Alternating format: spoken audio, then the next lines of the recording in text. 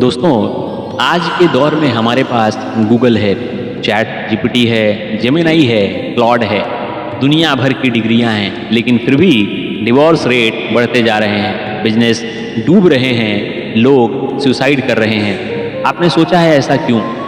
क्योंकि हमारे पास इंफॉर्मेशन तो है पर विवेक नहीं है, विजडम नहीं है। संत महात्मा कहते हैं कि बिना सही संगति के बुद्धिमानी भी बर्बादी का कारण बन जाती है। आइए जानते हैं कि बुद्धि को विवेक में बदलने का फॉर्मूला क्या है। गोस्वामी श्री तुलसीदास जी महाराज श्री रामचरितमानस में बड़ी सुंदर चौपाई का वर्णन कहते हैं बिनु सत्संग विवेक न होई, राम कृपा बिनु सुलभ न सोई।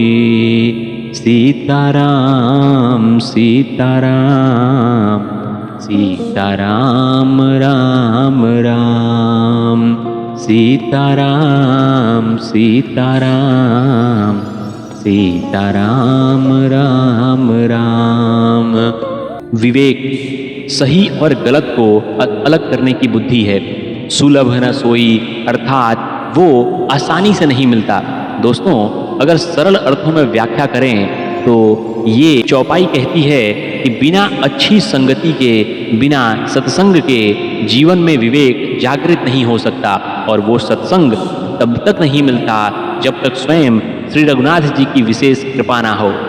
सत्संग का, संगति का असर हमारे संपूर्ण आभा मंडल पर पड़ता है। दोस्तों, बुरे लोगों के बीच रहने से हमारी सोचने की क्षमता दूषित हो जाती है। मंथरा और कैकेयी का अद्भुत उदाहरण याद करिए।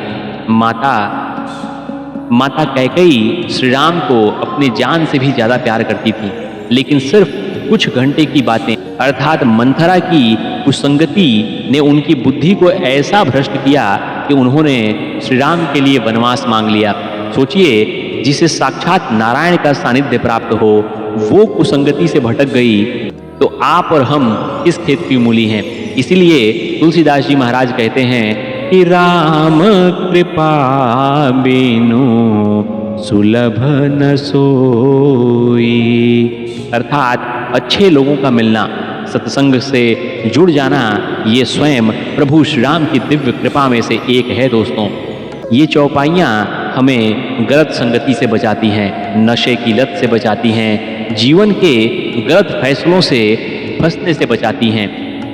अगर आपके आसपास भी कुछ ऐसा दिख रहा है तो सबसे पहले अपने नज़दीकी, अपने दोस्तों के एक लिस्ट को बनाइए, उन्हें देखिए, समझिए क्या वो आपको आगे बढ़ा रहे हैं या पीछे खींच रहे हैं। अगर इस प्रकार की कोई भी समस्या या उलझन में अगर आप जुड़े हैं तो दोस्तों, इन चौपाइयों का स्मरण करिए, कमेंट में जय जय श्री सीताराम लिखिए और अवश्य मानिए कि आपकी सारी समस्याएं इन चौपाइयों के निरंतर जाप से, प्रभु श्री राम के मनन से अवश्य समाप्त हो जाएंगी।